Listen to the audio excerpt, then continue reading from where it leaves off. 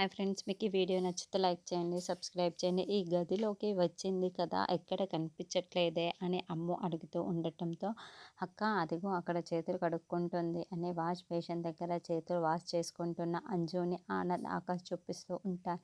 ఏ అంజు, ఎందుకు చర్మం తోలు ఓడిపోయేలా చేతులు అలా కడుగుతున్నావు అని అమ్ము అడగటంతో, ఆ మిస్సమ్మ నన్ను మెచ్చుకోవడం, మిస్సమ్మ చాలా బాగా చేసింది, చాలా మంచిది అని నేను క్లాప్స్ కొట్టడం కూడానా, అందుకే నేను చేతులు ఇలా వాష్ చేసుకుంటున్నాను అని, చూడు నువ్వు మరీ ఓవర్ చేస్తున్నావు, అలా మాట్లాడకు అని అమ్మ అరుస్తూ ఉంటుంది. లేదు, అసలు మిస్ అమ్మ స్నానంలోకి రావాలనుకోవడమే తను చేసిన చాలా తప్పు, ఏదైనా తప్పే అవుతుంది అని అంజలి అరుస్తూ ఉంటుంది. అప్పుడే బాగే పాలు పట్టుకొని వచ్చి, పిల్లలు రండి రండి తాగురు రండి అని వాళ్ళందరినీ కూడా పాలిచ్చి అక్కడ ఉన్న వాళ్ళ బుక్స్ బ్యాగులన్నింటినీ సర్దుతూ ఉంటుంది. పాలు తాగాలి, ఇలా మూతికి పూసుకోకూడదు అని భాగ్య అంజు పెదాలకున్న పాలని తుడుస్తూ ఉంటుంది. పిల్లలు, నేను మొత్తం కూడా అన్నీ సర్దేశాను. అమ్మో, నీ స్కూల్ యూనిఫామ్ ఐరన్ చేసి కబోర్డ్లో పెట్టేస్తాను. ఆనంద్, ఆకాష్ మీ ప్రోగ్రెస్ కార్డ్లో కూడా సైన్లో పెట్టేశాను. అంజు నీకు కూడా పెట్టేశాను. ఉదయాన్నే అలారం పెట్టుకొని ఎర్లీగా లేచి మిగతా హోంవర్క్స్ మొత్తం కూడా కంప్లీట్ చేసుకోండి. గుడ్ నైట్ పిల్లలు అని భాగ్య వెళ్ళిపోతూ ఉంటుంది.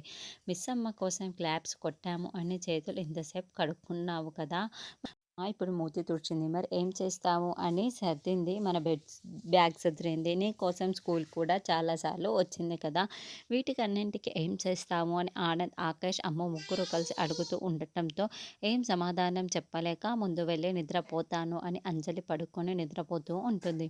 వీళ్ళ ముగ్గురు నవ్వుకుంటూ ఉంటారు. తర్వాత బాబ్జీ, మనోహర్ ఇద్దరు గార్డెన్లో నిల్చొని మాట్లాడుకుంటూ ఉంటారు. ఏంటి మేడం అర్జెంటుగా ఎందుకు రమ్మన్నారు, ఎందుకు పిలిపించారు అని బాబ్జీ అడుగుతూ ఉంటే, అసలు నేనంటే ఇంట్లో ఎవరికీ భయం లేకుండా అయిపోతుంది. ముందుగా ఆ అక్క చెల్లెలిద్దరికీ కూడా నేనంటే అస్సలు భయం లేకుండా అయిపోయింది. ఏదో ఒకటి అయిపోతూ ఉంటుంది. కాబట్టి ఈసారి ఏదో ఒకటి గట్టిగా మనోహరి అంటూ ఉంటుంది.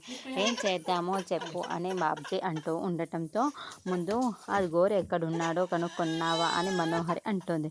నేను గోరా గురించి చాలామందిని అడిగి చూశాను, ఎక్కడ కూడా కనిపించలేదు, ఎవరికి కూడా తెలియదు లేదు అని చెబుతున్నాను.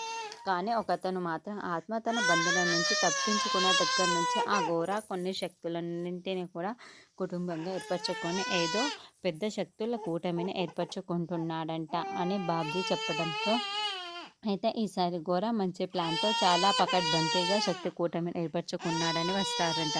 ఈసారి ఘోర ప్లాన్ సక్సెస్ అవుతుంది అని మనోహరి సంతోషపడుతూ ఉంటుంది. అప్పుడే గుప్తా గారు ఇదంతా వినేసి ఉంటాడు. అయితే ప్రభుల వారు హెచ్చరించింది నిజమే అన్నమాట.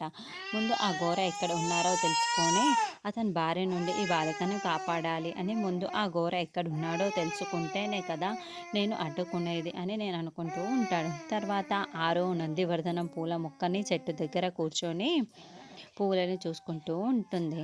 అంతకుముందు గతంలో జరిగిన మొత్తాన్ని కూడా తలుచుకుంటూ మొత్తం గుర్తు చేసుకుంటూ ఉంటుంది. ఒకరోజు ఆరు ఆ మొక్కని నాటుతూ ఉంటే అమర్ అక్కడికి వచ్చి, ఆరు ఏం చేస్తున్నావు అని అడుగుతూ ఉంటాడు. ఏవండి, నందివర్ధనం పూల మొక్కని నాటుతున్నాను అని ఆరు అంటుంది. గార్డెన్లో ఇన్ని పూల మొక్కలు ఉండగా నువ్వెందుకు ఈ మొక్కని మళ్ళీ నాటుతున్నావు అని అమర్ అనడంతో, ఏవండి, ఈ పూలంటే శివుడికి చాలా ఇష్టమండి, ఈ పూలతో పూజ చేస్తే ఆ కుటుంబం చాలా సంతోషంగా ఉంటుంది, సతీ సమేతంగా చాలా సంతోషంగా ఉంటుందండి, కాబట్టి ఈ చెట్టుకి పూలు పూసిన రోజు నేను ఆ పూజ చేస్తాను, ఆ రోజు నీతో మాత్రం పూజ చేయను అని అసలు చెప్పకూడదు, మీరు నాకు మాట ఇస్తారు కదా, నాతో కలిసి పూజ చేస్తారు కదా అని ఆరు మాట ఇవ్వమని అడుగుతూ ఉంటుంది. అలాగే అంటూ అమర్ మాటిస్తూ ఉంటాడు. అలా ఇద్దరు కలిసి ఆ పూల మొక్కని నాటేసి ఉంటారు.